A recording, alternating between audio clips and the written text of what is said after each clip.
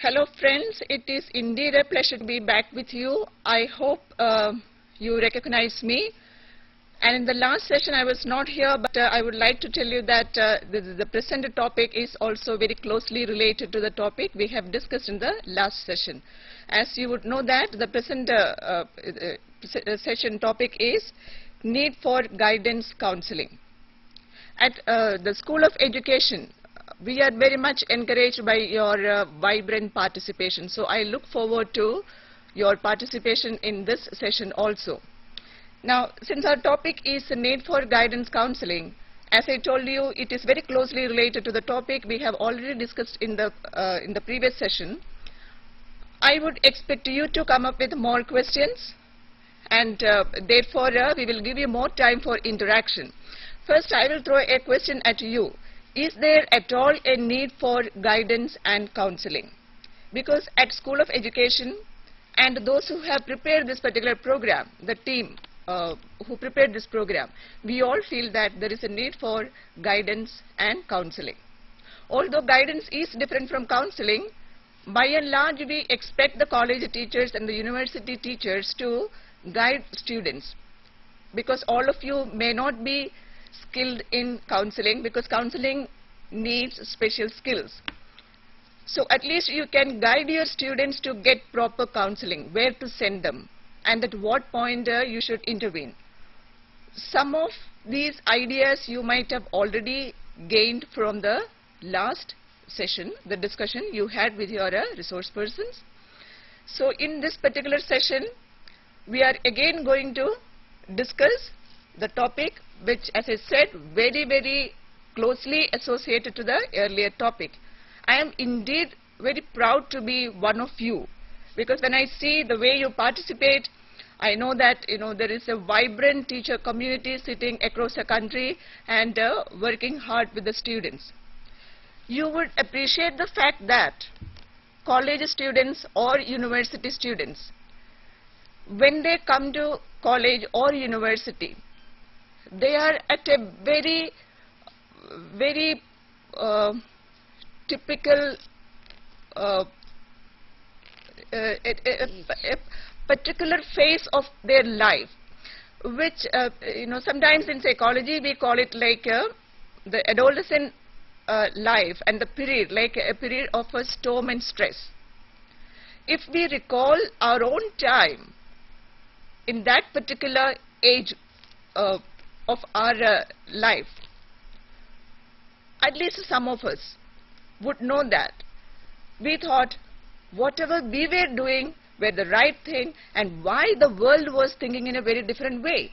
The world, by the world I mean why the parents were thinking so very differently from me as an adolescent, I would think, or why my teachers were having a very different opinion about something which I have. So the adolescents see the world in a very different way, not exactly as the world views different things. So therefore, many a times the conflict arises. And as college teachers or university teachers or any personnel who is dealing with adolescents and youth, we should understand what constitutes their personality. And I would also like to say here, to understand others, we also need to understand ourselves. So I think you have a unit in your blog, Understanding Personality. I hope you all have gone through that unit, Understanding Personality, which is also meant to understand your own personality. Unless you understand your own self, you cannot understand others. Because when the students reach college or university, they are very much products of the environment they come from. Don't we all say, when we see a person for the first time, we assess the physical appearance, which way like? We say that, look like coming from a very elite background, look like coming from a middle class background, look like coming from a lower middle class background. How do we do that? A kind of physical appearance, perhaps, that tells you what kind of a background. And the same way, psychological the psychological person is also a product of the environment from which that person is coming. So by environment I mean the family, the parenting style, and the immediate environment, the neighborhood, the community, then the school where the child studied, the media which is operative in that particular area or what is accessible to the student. So the student, the psychological personality of a student is very much a product of the environment from which the student is coming. So the same way the teacher belongs to a different environment, if at all belongs to a different environment. By and large it is that way, the teacher belongs to a different environment. Therefore the teacher may be at a loss to understand why the student behaves in a particular way, which may not be the kind of behavior this teacher might have seen in his own or her own locality environment. The same way students come from very heterogeneous background. Therefore the teacher finds it all the more difficult. One student behaves in a particular fashion, the another one is another way. So the task before a college teacher or a university teacher is tremendous.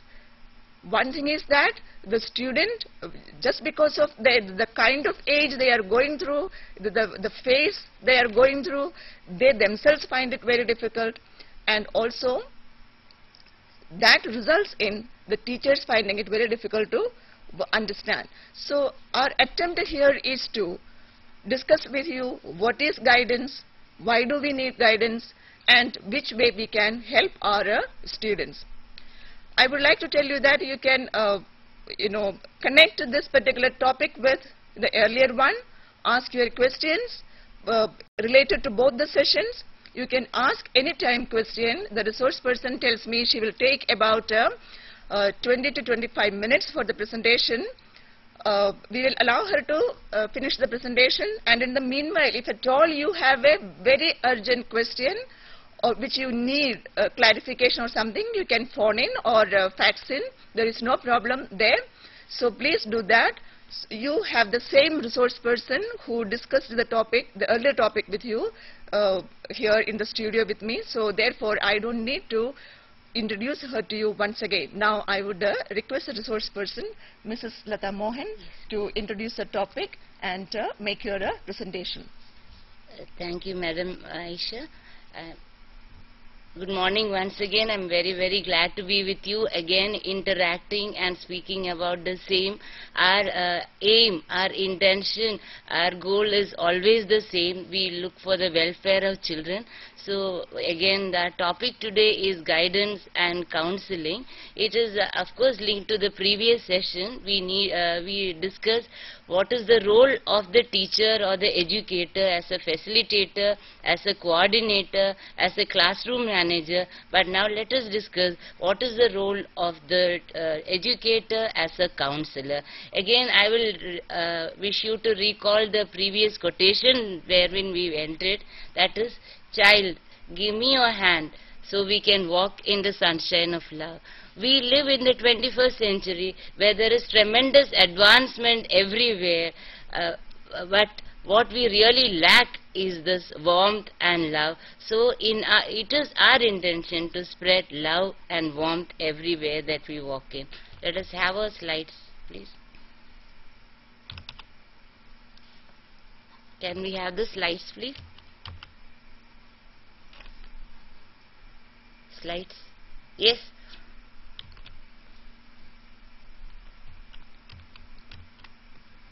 Guidance and counseling. Let us remember one thing. There are no problem children. There may be problems in children. Everywhere we hear that this child is a problem, this boy is giving me a problem. But we all must remember this line, that there are no problem children. There may be problems in children. The introduction of a preposition in makes all the difference. So we cannot outrightly say that there are problem children. We should always remember there are no problem children. There may be problems in children. Now, what is guidance? It is the assistance made available by qualified and adequately trained men and women to an individual. And whom do we give to in order to help in making decisions, and it is concerned with becoming adjusted to the present situation. We help them to plan the future in tune with the child's interest, ability and social needs. Guidance is, what is guidance? Remember that it is a process. It is not the ultimate, it is not a product. It is a process, it is a continuous process, and it is related with life. In all walks of life we face difficulties, and guidance is given in all matters of life. And the guidance depends on the choice of problem and in providing assistance. It is assisting an individual to develop harmonious relationship. When does stress occur? When there is adjustment problem with the self and the environment, there is a cause for stress. And guidance help in assisting this to develop a harmonious relationship. And remember that guidance is an organized program, and it helps individual to adjust himself. Our very purpose is not just simply giving advice. It is to make the individual adjust himself and development of his own capacity. Guidance is not just meant for one or two. It is meant for all who require it. Now, remember that guidance is not just giving direction. People always take it as synonym with advice or anything. It is not just giving direction. It is not the imposition of your point of view upon another person. It is always, we should not consider that it is an imposition of one's view on another person. It is not making a decision for an individual. What a guide should and should never do or make a decision for an individual. The decision should come from the individual himself, and it is not carrying out somebody else's burden. The individual has to carry out his own burden. A guide is to only help him to shoulder the burden properly. So we have earlier you must have seen what is guidance and what is not guidance. Now we come to the types of guidance. The Central Bureau of Education have given the three kinds of vocational guidance that we give. One is proper educational guidance, one is the vocational guidance, and since our concern with the youth and the college student, we have to concentrate on the vocational and the educational and the personal aspect. Now, what is educational guidance? It is a conscious effort to assist in the intellectual growth of an individual. Earlier also we must have learned and understood that cognitive development is maximum in this level. So we have to give conscious efforts to assist the intellectual growth of the individual. Then it is the assistance with resources and school life. They are at the transition period. They do not know what vocation to choose from, how to choose, whom to depend on, what are the various avenues before them. So an educational guidance will help them in adjustment with this. And it also helps people to make wise selection and right choice. It's very, very important that you make selections wisely and the choice has to be right. We can't impose our ideas. The parents have the tendency, we have been working on this, they have the tendency to impose their own ideas on others.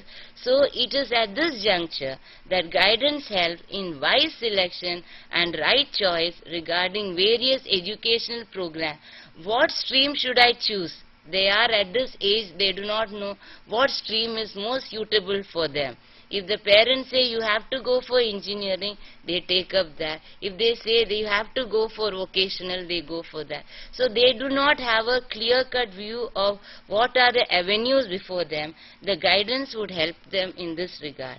It does not only assist the pupil in making educational choice, but also guides them to achieve maximum educational growth and development.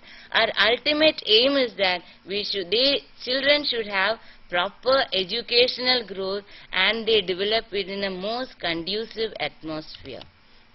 Now we come to the second aspect of this, vocational guidance. I must emphasize on this mostly because, as you all know, the youth of today, they do not know what is the right vocation for them. So in guidance can help them, assist a college student in selecting and preparing for an occupation or a vocation, help students know their general and specific abilities. All are not born with the same type of intelligence, we all know.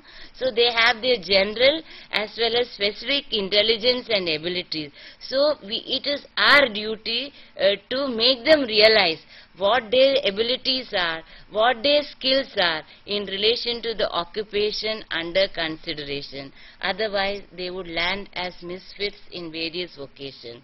Now, the third is make available information. Again, nowadays information technology has increased so much that information is available at a very easy and vast space, but the job of the vocational guidance is to make available information regarding technical knowledge and skill that are very, very important or prerequisite for success in an occupation. And it also helps students to understand the characteristic of an occupation. What is a proper job profile? What is the job they would like to do? What are the various attributes of the job that they have in hand? It also helps students to develop their own point of view regarding the choice of their occupation. These are the various guidance provided by the vocational department.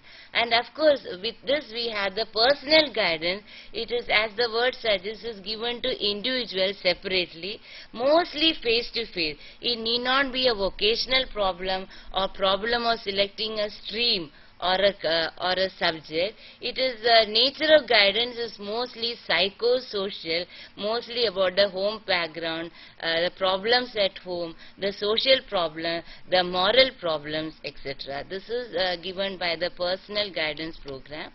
Now, what is the guidance need of a college student? Who needs guidance? Why do they need it? Guidance needs a college student. Let us linger a longer. It is to interpret institutional objectives and opportunities to prospective students, to provide information on selection and admission procedure. They do not know where to get the information from, what are the administration procedure, what is the type of admission procedures each college has. Then to orient students continuously as they embark on each new phase of college life. As you know, they are on a long and an exciting journey. There are a lot of jolts and jerks on the way. The guidance given will help them to move or sail very smoothly and continuously in this long journey of college life, and to provide diagnostic service to help students to discover their abilities. As I said earlier, they should know what their abilities are, what their specific talents are, their aptitudes and interests, and to assist students in selecting courses of instruction in the light of their past achievement. Let us regard this also. Their vocation, the choice should be in relation to what their past achievements were, what their personal and what is the vocational interest and what are their diagnostic findings are. And to assist the student in, of course, finding appropriate employment. Of course, ultimate aim of this college life is to get a degree so that it will be a passport to get into a employment or a vocation. Now, what is the teacher's role in guiding? We can't do much other than we have to deal. Remember that we have to deal with individual differences. In the earlier session we talked about heterogeneous groups and how to handle them. Similarly, the job of the teacher is again to deal with individual differences. All are not born and brought up the same way. Individual differences do exist. We have to accept them wholeheartedly. Then the next is we should know the family background and the financial status of student. Why should a college teacher know the family and financial background. Again, if for diagnosis, this comes in very handy, because school, the home is their first school. So whatever they have learned, whatever they have been training starts right from home. So if we interact with parents, it would be of very, very great use to all of us. Then we should of course know the strength and weakness of students in general, as well as specific to content and subject matter. One child may be good at one skill, may be a disappointment another. So we should know what their special abilities are, what their special talents are, what their specific interests are, depending on the content and subject matter you are dealing with. And then we come to next, what is counseling? In the earlier times it was synonym with just advice, but today it is more, it is a part of, remember that counseling is not a watertight compartment separate from guidance. It is a vital part of counseling is a vital part of guidance. It is more of a one-to-one relationship between an individual who is beset by problems and a professional worker. So it is a one-to-one relationship, and one trained or a professional helping another to come out of the problems in life. So the main intention of a counselor is to help bringing in a positive change in the right direction. The role of course is supportive, as the slide shows. We have to move them from their negative role to their positive one. The negative role may be from dissatisfaction and frustration. We have learned at detail, we discussed in detail the various identity crises and other things. So we have to help them move from the negative to the positive role, from dissatisfaction to satisfaction, from pain. Pain is not just the physical pain. They are beset with problem. It is a stage of turmoil. So we have to help them to come out of this turmoil, the stress, and face the challenges very comfortably. From low esteem, this also we discussed. From low esteem, what is their opinion of themselves? Maybe low. So we have to help them to get over this low esteem and move to high esteem. From low social skill to high social skill, where they would be in a better position to interact with the society. Society's responsibility is very much there, so an individual has to work accordingly and to have a high social skill. We have various type of counseling. We won't go into detail of the type of counseling. First is first is directive, where it is counselor centered. It is, as the type suggests, is directive, is more a problem centered. More than the counselee or the student or the individual, we are concerned more with the problem. And the counselor's role is paramount. He gives guidance and counseling to come out of this problem. The next is non-directive. Here it is a one-to-one relationship again. The counselor provides counsel and advice. It is left to the individual or the student to accept or not accept. There is no hard and fast rule. The counselee's decision stands. It is the ultimate. And the last is the eclectic, is midway. It is neither, the counselor is neither a god. Earlier in directive, counselor's decision or the advice is very, very important. But when you come to the third stage, he is neither considered God nor a soft board where we can cry and weep and where we can help or throw all our responsibilities on the counselor. So the role is midway, neither God nor soft board. Now, who needs counseling? Why we need to have counsel? Again, we have to give information on matters important to success. Earlier in guidance, we dealt more with vocational and educational matters. Here, everything that concerns an individual is very, very important. To help students to work out plans to solve difficulties. As students come, as we have already discussed, they are beset with various problems. So it is the job of a counselor to work out plans to solve these difficulties. And of course, the very important aim is to help to know own interests, their own abilities, their own attitudes, their own aptitudes, etc. Once we know this, we can help in assist in planning educational and vocational choices. And of course, to encourage students and to develop special abilities and right attitude, we have to channelize their energies in the right direction. Now, there are very many techniques which we would discuss, but teacher's role can be various. One is preventive role, then another is promotional, another thing is conservative role, and the last is curative role. And there are other tips like rational analysis, helps them to understand and think rationally. And then we can help them in preparing a balance sheet. Just like what we have in balance sheet, we have credit and debit. Let them assess what are their good qualities, what are their good traits, what are their plus points, their positive points, what are their negative points. We can help them come over this. This is how teachers can help prepare them in a balance sheet. And of course, negotiation is an ongoing process, as I said, continuous negotiation, and can help them to lessen the problem. And then, of course, disputing irrational beliefs. We can't always say that children are always 100% right. Wherever needed, we have to show that irrational beliefs should be disputed and rationality should sink in.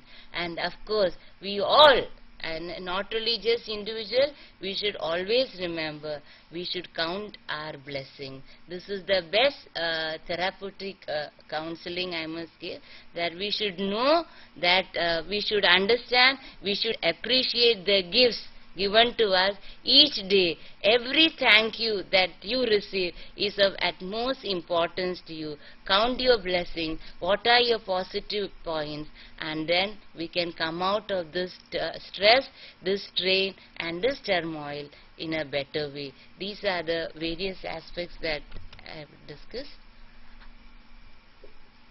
Yes. So thank you, Lata. Yes, ma'am.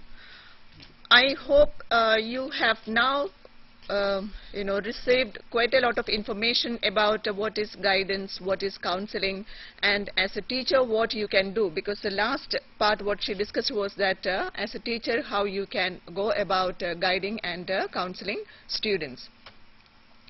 Now, I will expect you to start your interaction with us. You can phone in any time. So you may be having quite a number of queries because you are in day-to-day life dealing with the students. You may be coming across several problems.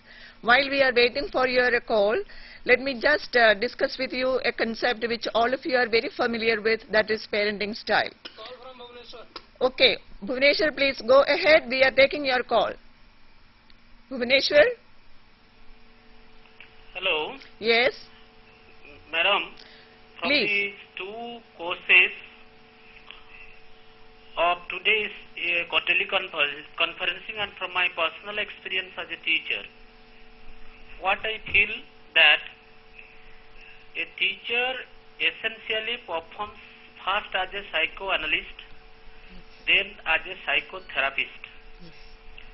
But these two things, the two terms which appears to be key in all these discussions, Yes. have not been told.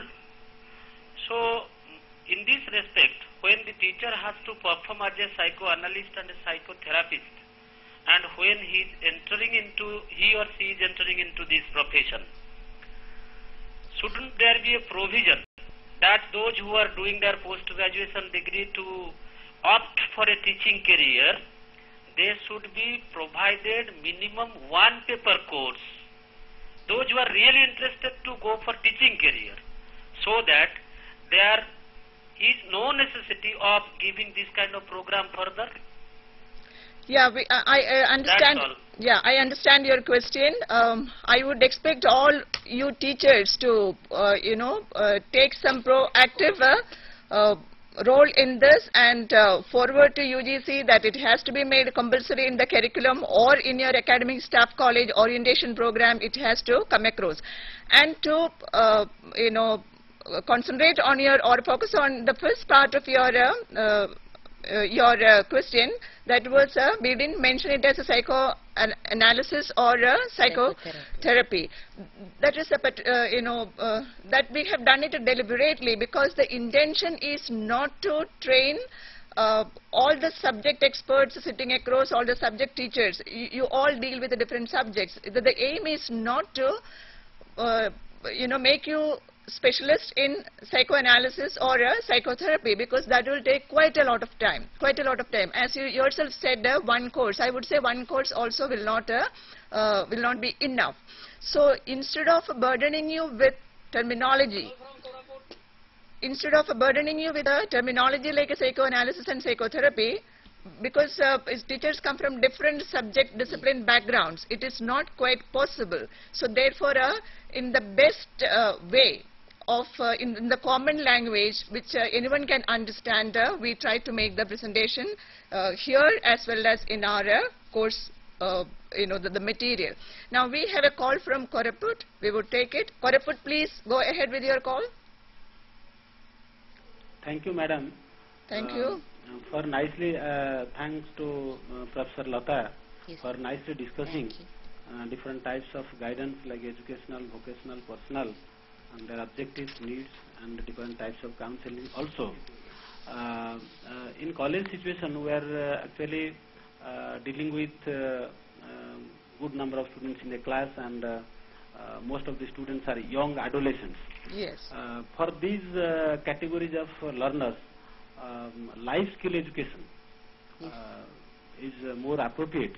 And in this case, what role the guidance and counseling should play or what methodology this guidance and counseling should approach for discussing different types of life skills. What are the major life skills that at this stage the teacher should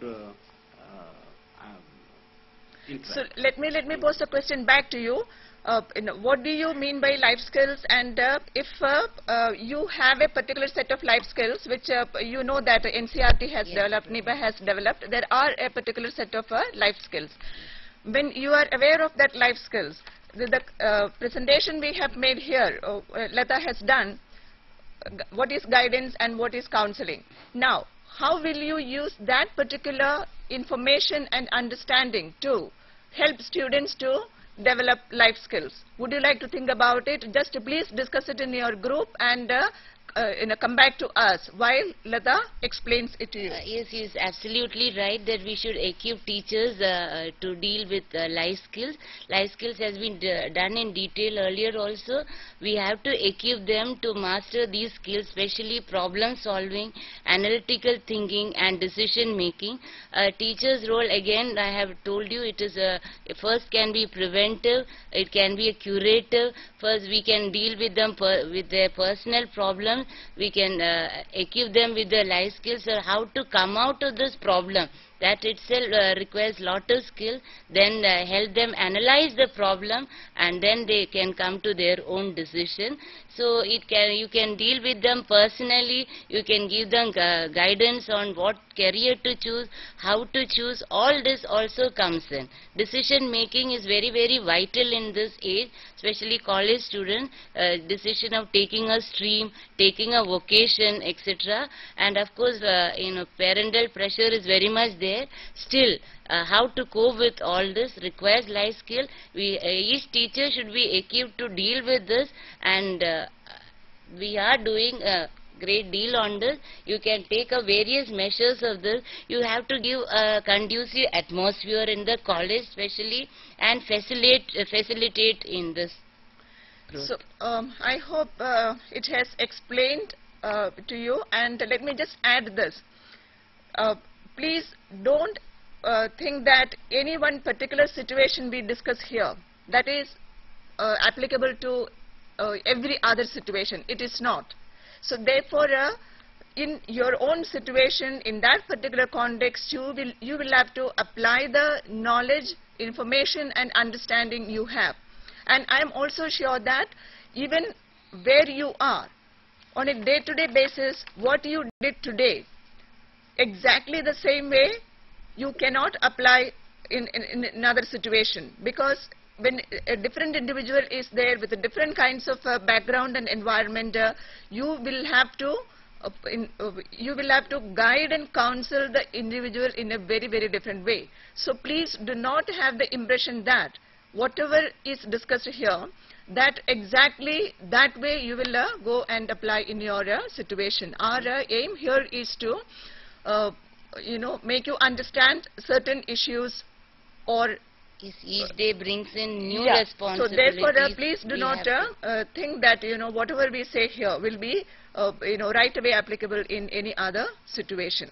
It varies from individual to individual, and the cultural, the social, emotional background always affects these things. So we have to deal with them separately, individually. Each problem has got its own attributes and dimensions. We have to deal with them. And a point which she discussed earlier, guidance is not advice. So when we look at it, what we have to do with our students is enable them to think, assist. We just will have to assist them, enable them to think. We are not going to think for them. So as teachers, if we perform that kind of role, we do the thinking for our students. We can't impose our ideas at all. No, not only that. You can give them a kind of knowledge, you can guide them, but the final decision will have to be theirs. So therefore, it is never advice. So you will have to develop critical thinking in them. You will have to develop that kind of thinking in your students so that they understand what their problem is, and enable them to cope with the problem and defend themselves if they are in a very low self-esteem. As of today, we can help them to come out of this. Help them to come out of it, help them to develop themselves and have a positive attitude and self-concept about themselves. Let me just bring a particular point here. It is said that if, it is not even said, the research has shown that if a teacher has low expectation from a student, the student end up performing that way. So suppose a student comes to college with low self-concept and low self-esteem, and if this teacher also, through different activities and whatever teacher does in the classroom, if the teacher shows, or rather the student perceives the teacher's action as, the teacher has a very low expectation from me, then the student ends up with a low achievement. So the teacher will have to actually, as Lata said earlier, the teacher will have to think in a very different way, that there are no problem children. It could be possible that some children have some kind of problems. So you just will have to understand their problem, make them understand, and only help them to come out of the problem. You're very right. Children are what others think they are. Now this is the research which has shown, if you label them like good, bad, ugly, the label would always remain with them, and they would think that they are bad. If we label them as bad, naughty, aggressive, they would think they are the same. We have a call from Bhopal. We will take that call, then we'll continue with the discussion. Hello, Bhopal. Bhopal, please ask your question. Hello? Yes. Hello, good afternoon, ma'am. Good afternoon. Please suggest what are the specific problems which need guidance, and what are the problems which need the counseling one. Hello. Hello. across the country, I am requesting all of you, when you are asking a question, please lower the volume of your television because it is echoing in the studio. So Bhopal, will you repeat that question once again? Hello Bhopal? I think we have lost touch with Bhopal.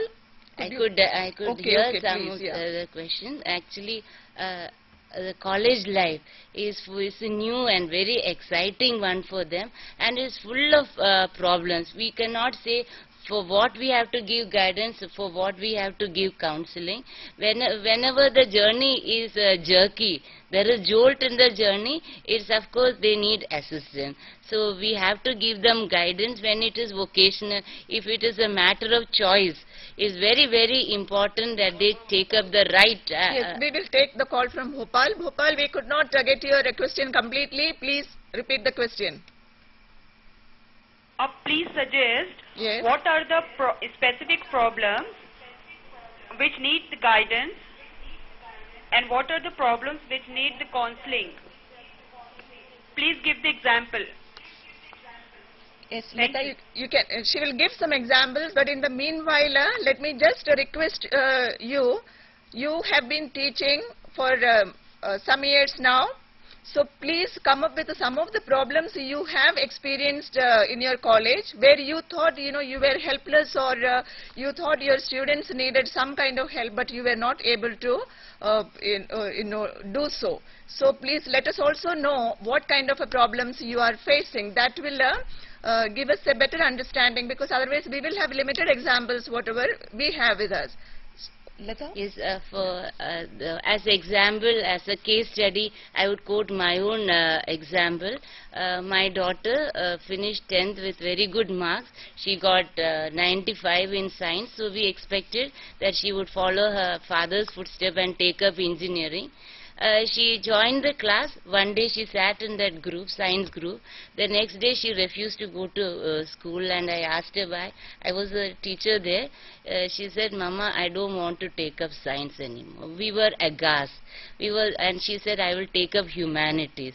So normally humanities is not considered a good choice when the children are supposed to be very bright. And she got very good marks, and we were not at all letting her take this up. She refused to go to school. She was in that teenage, and after 1 week we had to bend down and allow her, otherwise she wouldn't go. And hopefully she would do well. She is pursuing humanities, and since we couldn't come up with any counseling, parent counseling didn't help. We put her across to guidance vocational. There were teachers there. They helped her, and they tried to analyze what is her strength, and they realized that she has a good interpersonal relationship. It is better that she takes up her own stream. So we do not know whether it would work, but this is one case study, my own example, without any exaggeration, ma'am. So let's take this call from Cochin. Cochin, you can go ahead with your call, please. Cochin, please ask your question right now. Good afternoon, ma'am. Good afternoon. My question is that our teachers of higher education are not being trained properly in guidance and counseling programs. If they attempt to offer guidance and counseling programs, it may lead to misguidance.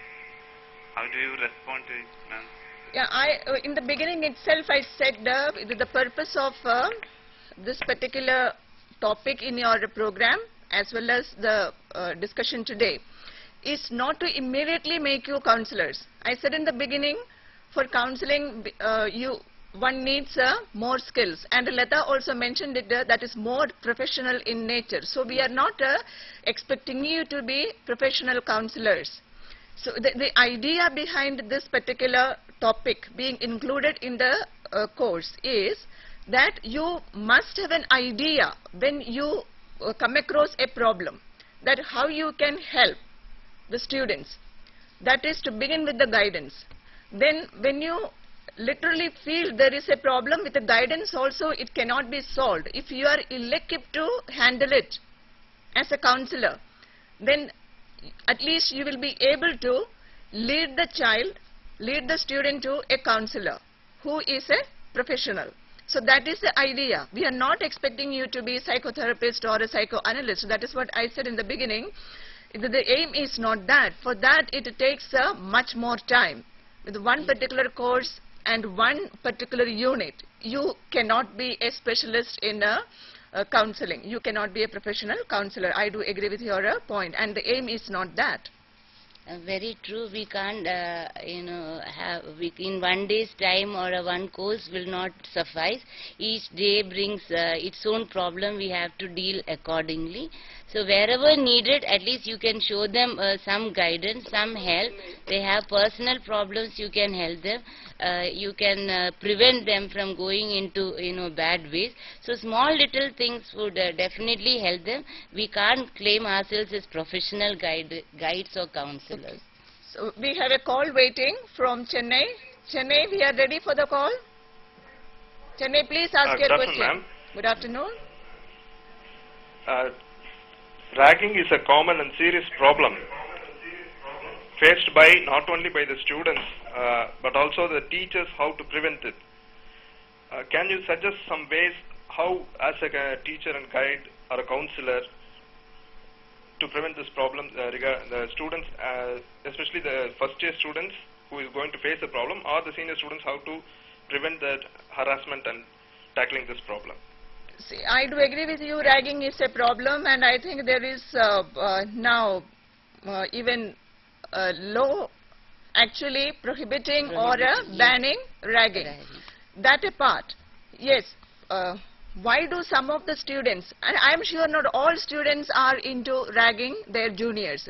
Only a few students are very much into ragging their students. I have come across many students who go out of their way to rag their juniors. By and large, when you look at all these people, these students, you would, I said in the beginning, you have to understand the psychological personality of a student. You have to understand the family background. What kind of parenting style through which this child was brought up. Everything determines that. Whether the child came from a particular parenting style. Let me just explain the parenting style to you first. There are by and large 3 parenting styles. The first one is, it is not in hierarchical order, we are just categorizing them. Authoritative style, in that by and large, parents and children, they have a kind of contract for everything. It's a kind of, let us talk it out. The parent and the child sit together, they talk it out. You do this way, you do this way, if you do this way, things happen in this way. It is a contract. And mutually, the parent and the child will have to honor the contract. So this is known as a authoritative parenting style or a assertive parenting style. Then there is another parenting style which is far the more common, that is authoritarian parenting style. By and large, these parents are control freaks. They want to control their children.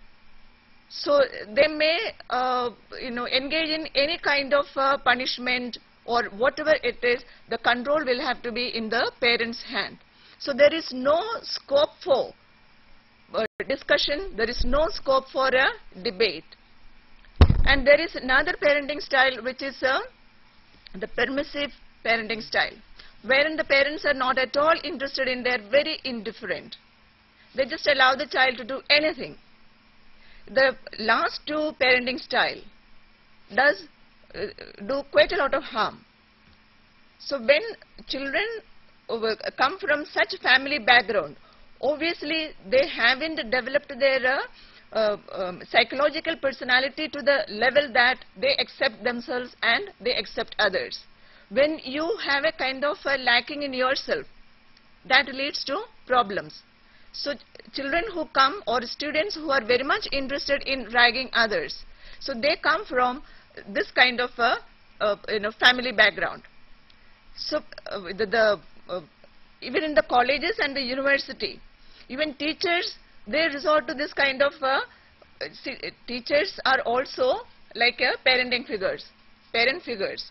So in your own teaching style, you just analyze what kind of style you use. Are you a teacher who is very much into controlling the students, or are you a teacher who is more open to debate, who is more open to accept the point of view of your student, even if it is different from yours, even if it contradicts yours? Or are you a very permissive teacher? Or let the student do anything, I really don't mind. Do you have that kind of indifferent style? I'm very sure students who come from family background, from authoritative parenting style, and who also are lucky to have teachers who are very authoritative in nature. So such students, they don't find the necessity to rag anybody else because they have accepted themselves, they have accepted others. So as teachers, I can say that if you can deal with your students in a different manner, where you accept your students and the students therefore they accept themselves. So the problems may be looked at in a very different way. I am not saying that this is a solution. I am just trying to explain to you that how students behave, what may be the reason for their ragging behavior. I am not quoting any research. I am just quoting it from research based on parenting style, which can be transferred to teaching styles also. So I am not offering any kind of a solution to this. Let's see if Lata has any solution. No, you ma'am are absolutely right. We don't have a ready-made solution for ragging. You must remember that ragging started very innocently. It was just to get to know the juniors, and the juniors were in awe of the seniors, so some sort of interaction. It was meant for that, but today it is taken some other proportion, and as the government has tried to prohibit ragging. One more thing, apart from the style contributes very much into the home factor. The social factor is a very, very significant contribution for this. Apart from this, if the child has some suppressed emotions, when he or she wants to, gain attendance and popularity, the child may indulge in this also. If you know the reason, if you diagnose the weakness, things can be better. So this attention mongering tendency is very much there. This particular behavioral problem can even be a result of one of the parenting styles. Yes, very either much. the authoritarian or the permissive parenting style. Very much true. And let me just bring this particular point to you.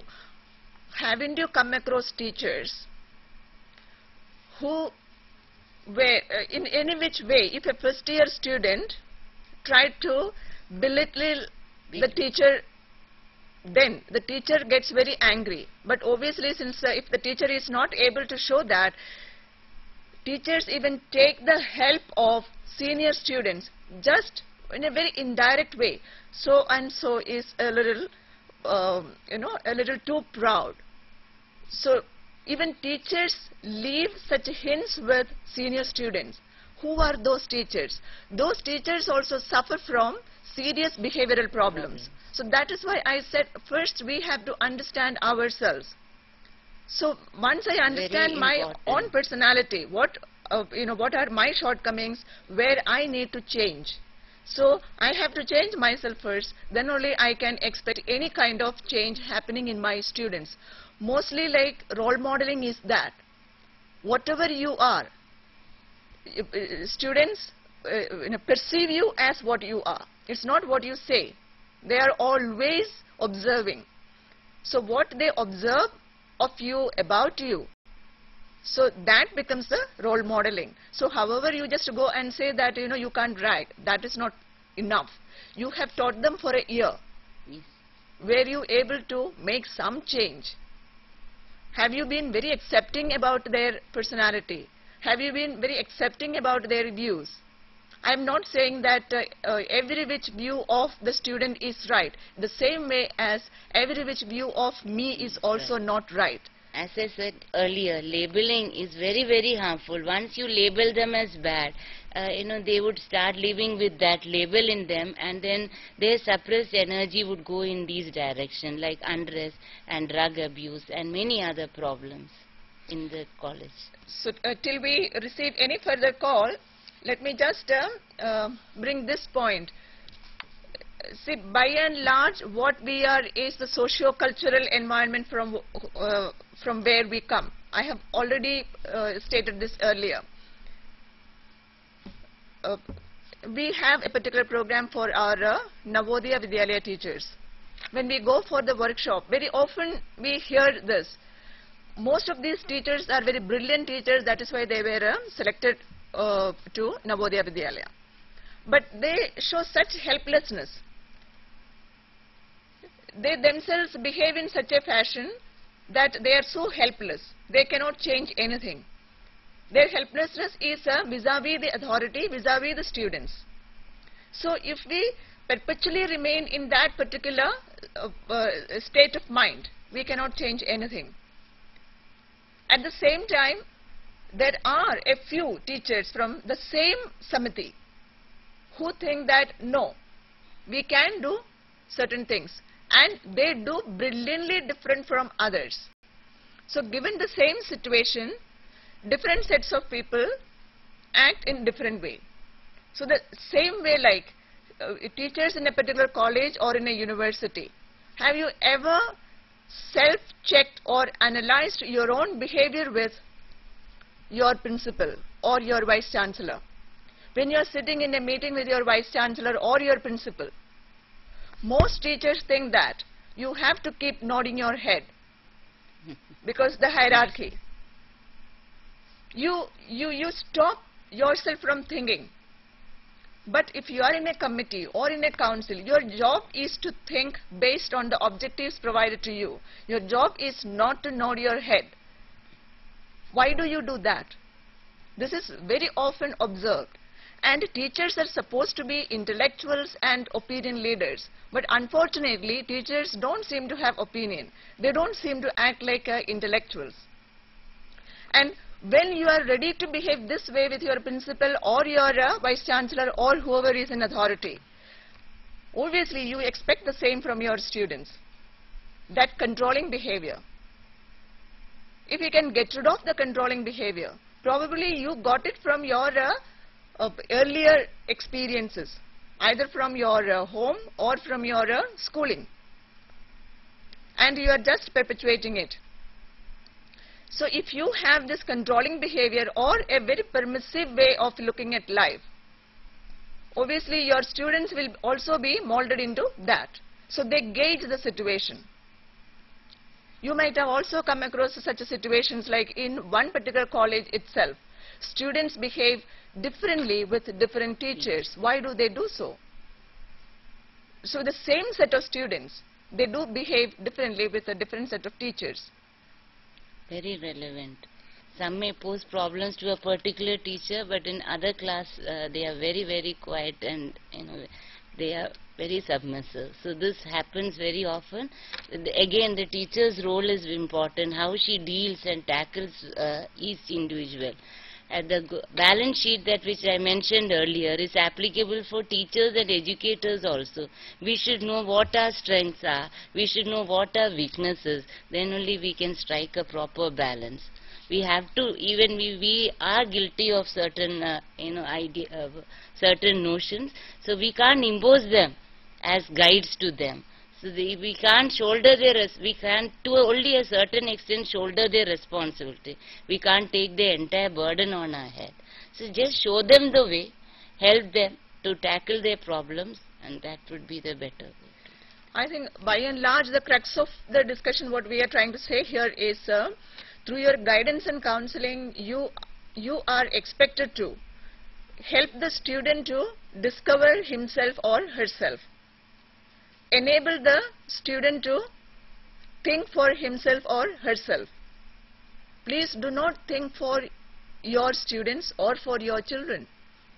In that way, like you are doing a kind of what to say, you are actually trying to limit them, a disservice to them. So the job of a teacher is to make the student think. I would like to say that you are not expected to teach physics, you are not expected to teach education, you are not expected to teach history. You are expected to teach them to think, so that they don't go back to their own life with your thinking. So that is what in the earlier session they touched upon that particular topic, critical thinking. Problem solving. So you have to develop that critical thinking in them. Guidance and counseling should be used for that purpose. And counseling, we come to counseling when you recognize that there is an obvious psychological disturbance. Many problems what we may come across in the college are not psychological in nature. That can be dealt with guidance.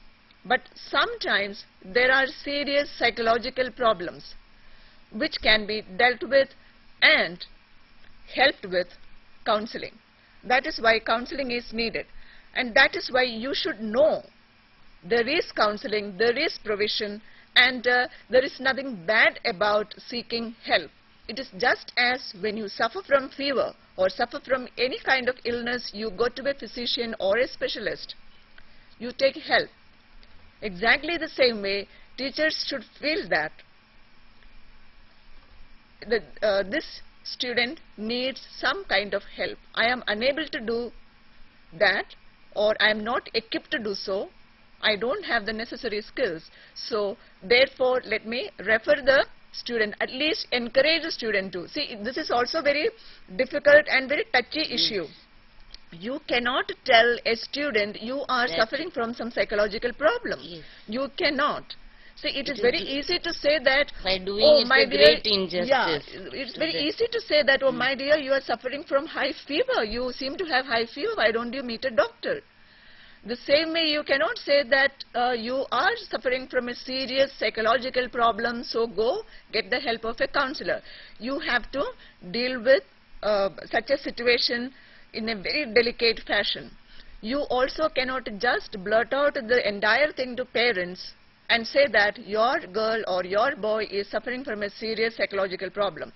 So what we are trying to introduce in this discussion is that you you deal with such problems, or you approach such problems with a more sensitivity, and when you know that there can be help, there is help, you can at least guide the parents or the student in the most sensitive way and the delicate way to a professional, so that the student can come out of that particular situation. We are expecting more questions from you. I think all of you have become very silent. I'll expect, we request you to put all your questions. We have some 10 minutes more interaction. You can ask questions. So you can even ask questions about what we have just discussed. Discussed about teacher behavior, how the teacher behavior affects the student behavior. As you rightly said, teachers should know the home background, and the social background also is very vital. How they are brought up, what is the economic status. In a college it is a bit impossible. At school level we have lot of PTAs are very, very frequent. But once children come to college, the connection with parents hardly there. After admission we hardly see them. But nowadays this importance has been picked up. In the West, PTAs has become compulsory even at a very higher level. I think, and I hope that this comes in India also. We have to have more and more links with the parents, because they have the vital information about the child. The physical, the social, economic, all information is with them. So once we know them, it is easier to guide.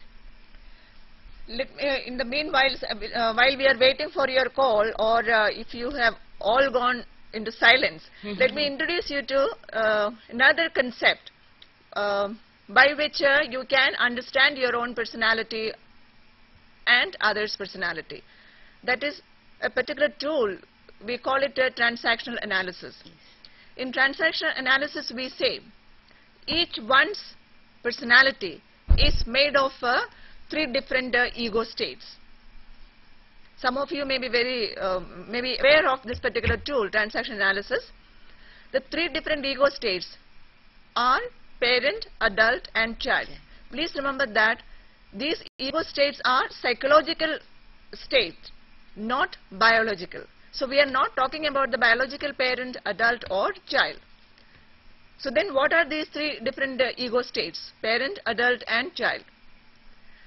So the parent ego state is those experiences either you have observed in your parents or in your parent-like figures. Yes, Koraput, please go ahead with your question. Thank you. Please lower the volume of your television. It is Casey Dalai from Koraput Regional Center. Hello, Karthik. In fact, I was wondering that how one has to address the issues of guidance and counseling to the higher education students. Just imagine the distance education has a share now of about 30% of the total learners in higher education. It is gradually increasing, and it is expected that in this 5-year plan it will rise to 40%. Now, if the higher education students share through distance mode will be 40% in the country, at the same time you do not have always the face-to-face teaching learning in classroom situation at the study centers, and coming to the classroom is also not compulsory for majority of the courses in the higher education system through distance mode. In that context, how do you propose that the students can be guided and counseled when coming in contact with teachers is not a compulsory matter in case of distance education institutions? Thank you. Karthik, I appreciate your concern, Yes. and it is indeed an interesting observation. What we have so far been discussing guidance and counseling in the face-to-face situation, to guide someone who is with you, your face-to-face situation, your students, to counsel someone who is there. And obviously, like from a distance, it is not possible. See, we can guide and counsel a person depending on the problems the student face. So with the distance education, what happens? As you said, if they come for counseling, obviously you can help them at the regional centers. But if they don't come, what to do? If anyone writes to us, we try to respond. But if we are unaware of a problem, see, some of the problems we perceive that we try to solve through either through the program material or through the program guide or through the regional centers, or while we are having induction programs or such other programs. So unless we come to know a definite problem, obviously we cannot guide them or counsel them. I do agree with you. So by and large we talk about guidance and counseling because we come across problems. That happens in face-to-face conventional situations. So the origin or the genesis of guidance and counseling was that way, because teachers began to experience problems. So then a branch of psychology got developed into this. Teachers were not equipped for that. So we try to understand the mind of the student, we try to understand the behavior of the student, and a branch of guidance and counseling came up, and we thought it would do quite a lot of good if teachers come to know what is guidance and counseling. So obviously in the absence of students, when they are at a distance, absence I mean physical absence, I would not come to know what their problems are, so therefore I would not be able to guide them, I would not be able to counsel them. I do agree with you there. So if you have anything specific to suggest, how we can solve this? Because sitting at the regional center, you are more aware of the day-to-day problems of the students. And we will also presume that those who are not approaching us for some kind of guidance or counseling, probably they do not have problems. Because I'm not saying that all students, even in conventional system, will have problems. Some may have, and even the degree of problems are different. Very. The same will go for distance education too. Most of the things we try to take care in our material itself. I mean, the way we introduce the topic or present the material, present the content. So that is how that teaching learning aspect we try to take care. The rest of the things, unless you come across a problem, obviously you cannot guide them. I do agree there. We have the last 3 minutes. If anyone want to phone in, you can do so. Otherwise, we are just trying to wind up. I also think this is the last day of our teleconferencing. So friends, it has been a very pleasant and nice experience to interact with you. We have thoroughly enjoyed. As I said earlier in the session, at the School of Education, we are very much encouraged by your participation, your interaction, your intelligent queries, questions, and also your challenging questions. We look forward to this kind of participation in the future also, and I hope you have received or you have gained something from this extended contact program, which I know it will continue for a few more days through teleconferencing. I hope we were able to explain certain things to you and interact with you, which has made some difference to your thinking. I'll just give a few minutes to Lata in case she wants to recapitulate the whole thing. It was an interesting session with you all. I wish you had asked more and more challenging questions. And with this I would conclude that you must consider youth as utopians and visionaries. They are on a very exciting journey of life. There are a lot of jerks and jolts in their journey. It is for us to guide them and pave them the right direction. So let us regard, we should have a positive regard for them, and let us be empathetic. Empathy is the key word now. Let us show empathy to them. We need not always have all solutions and tablets with us, but at least we can show them where they can purchase these tablets. With this I would conclude. Remember, there are no problems, children. Please do not label them. This is my earnest request. Once labeled, it gets stuck, and therefore let us consider and tackle only the problems within them. Thank you, Lata. I am indeed sorry that I could not go ahead with that transaction analysis tool. I hope at least since I have mentioned the topic, you will go back to your college and universities, look for that particular reference material. I can give you 1 or 2 references. One is Eric Berne, who actually the idea originated from Eric Berne's clinical practices. And also it is available, most of the examples used in the Indian scenario, the book by Oswald Somerton. Yes. So I hope you will go back, read it, and try to make some difference in your life and in the life of people around you. The most important group, as you know, is the youth. So if you can make a difference in their life, so obviously that change will percolate into different other groups. Thank you very much for the participation. It was indeed a pleasure to interact with you. Thank you once again, and meet you some other time somewhere. Bye. Bye-bye.